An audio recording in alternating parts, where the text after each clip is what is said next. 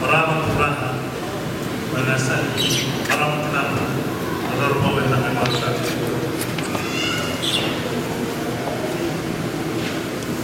Rakan rumah yang ada buat furaha para kita lama doa